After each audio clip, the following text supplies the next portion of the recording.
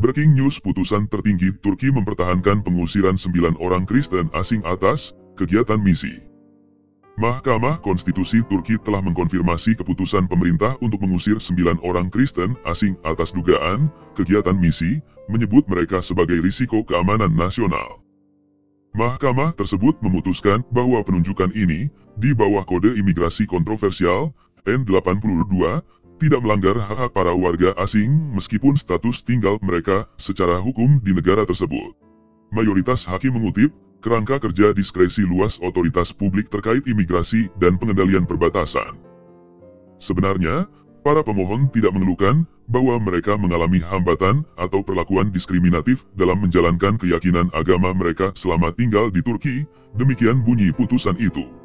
Selain itu, juga perlu diperhatikan bahwa Helmut Frank dan Matthew Fernblack yang dikenakan kode pembatasan N82 meninggalkan Turki secara sukarela, sementara Amanda Jolin Krause dan Jeremy Lauren Lambert masih berada di Turki. Keputusan ini menandai momen signifikan dalam sejarah yudisial Turki, sebagai keputusan bersama pertama mengenai beberapa kasus kode N82, menurut kelompok hukum Adilef Internasional. Dalam pernyataan, Organisasi Hukum Kebebasan Beragama menyatakan bahwa pengadilan secara historis selalu memutuskan instimik melawan orang Kristen asing dalam kasus serupa. Namun, putusan terbaru ini menunjukkan adanya perpecahan di antara hakim-hakim, memungkinkan munculnya pendapat-pendapat yang tidak sependapat. Presiden Mahkamah Konstitusi Zultu Arslan menyampaikan pendapat tidak sependapat. Dia berpendapat bahwa tidak ada bukti yang menunjukkan bahwa kegiatan para pemohon mengancam ketertiban umum atau keamanan. Tidak ada justifikasi konkret yang diberikan baik dalam proses administratif maupun yudisial dalam kasus konkret untuk menyatakan bahwa kegiatan para pemohon mengancam ketertiban umum atau keamanan, kata Arslan. Arslan menyangkal klaim mayoritas bahwa jelas bahwa tidak ada gangguan terhadap kebebasan beragama para pemohon.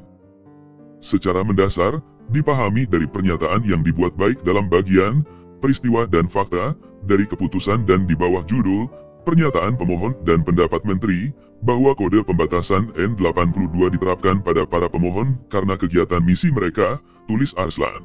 Tidak dapat dijelaskan bahwa hal ini merupakan gangguan terhadap kebebasan beragama para pemohon. Sejak 2018, sekitar 185 menteri Protestan asing telah dideportasi atau dilarang kembali ke Turki, sering kali tanpa alasan yang jelas atau akses ke laporan intelijen yang digunakan terhadap mereka, menurut Adilef Internasional. Pengincaran pemerintah terhadap pekerja agama Kristen di Turki, yang semuanya telah hidup dengan damai di Turki selama bertahun-tahun, merupakan pelanggaran jelas baik terhadap Konvensi Eropa tentang Hak Asasi Manusia maupun Fakta Internasional yang diikuti Turki, kata Kelsey Zorzi, Direktur Advokasi untuk Kebebasan Beragama Global di Adilef Internasional. Dia menambahkan bahwa negara tersebut melakukan upaya sistematis untuk menekan keyakinan Kristen dengan meningkatnya jumlah orang Kristen asing yang dianggap ancaman terhadap keamanan nasional setiap tahunnya.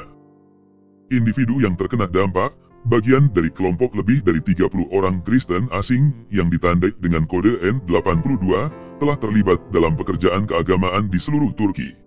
Putusan ini mengikuti beberapa kasus individu yang mencapai Mahkamah Konstitusi, dengan ini menjadi keputusan kolektif pertama yang dikeluarkan oleh Majelis Umum Pengadilan.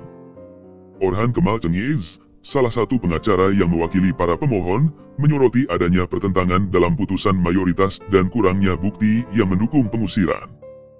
Pendapat pengadilan, seperti yang dijelaskan oleh hakim-hakim tidak setuju, penuh dengan pertentangan. Meskipun ada bukti yang jelas bahwa individu asing ini diusir karena kegiatan misi mereka yang diduga, mayoritas pengadilan gagal melihat adanya pelanggaran terhadap kebebasan beragama, catat Cengiz. Ken Kurtulan, pengacara lainnya, membahas implikasi bagi kebebasan beragama di Turki. Dengan keputusan ini, jurisprudensi lokal yang berlaku bahwa kegiatan misi masuk dalam cakupan kebebasan beragama dan pemikiran, namun dapat dibatasi dalam batas-batas hukum, secara efektif dibatalkan, katanya.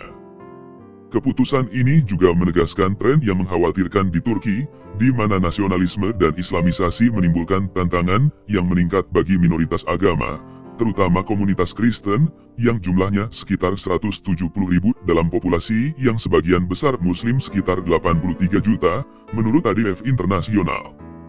Turki merupakan pihak dalam perjanjian perdamaian Lausanne, yang mengakui Yahudi, orang Yunani Ortodoks, dan Armenia, namun tidak mengakui Protestan.